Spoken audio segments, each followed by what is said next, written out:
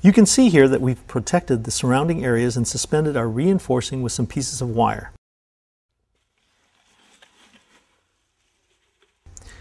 Now place the concrete by moving it into the form using your hands and making sure that the entire casting surface is covered.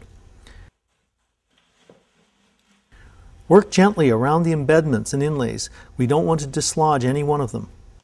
Remember that the clock is ticking here, so you must work quickly and carefully. This is definitely a two-person job, and you must have a friend or an assistant on hand to always help with the pours. Once you have the form filled, we can go ahead and use the vibrator to consolidate the concrete and force most of the air bubbles to the top. This is going to help minimize the amount of holes that we need to fill later on the finished countertop. Stick vibrators are great tools, but you have to be careful with them because it's easy to dislodge some of your inlays or affect the reinforcing. So be careful when you're vibrating. Once all of the concrete has been placed in the form, you may need to shake the table to get all the concrete leveled out before you screed off the excess. Screeding, which is the process of leveling and flattening, works best with a helper. While one person runs a screed over the side forms, another can remove the excess material from in front of the screed.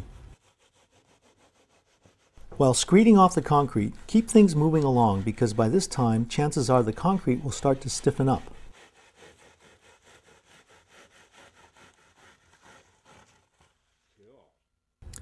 Once screeding is complete, use a wood float or a concrete finishing trowel to smooth out the back sides of the concrete. This ensures that the bottom of the countertop is smooth and sits evenly on the cabinets. You also want to ensure that there is no concrete hanging over the sides of the forms. Make sure the tops of the forms are cleaned and the plumbing knockout is exposed. Be sure to clean up any excess concrete residue around the mold, around the sink and faucet knockouts, or any other area because even though this is the bottom of your countertop, it'll make placing it much easier over your cabinets if it's completely flat.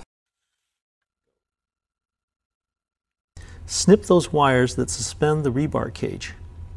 Now all we have to do is cover the concrete with a sheet of plastic. This next step is really important because we don't want the backside of our concrete to dry out while it's curing.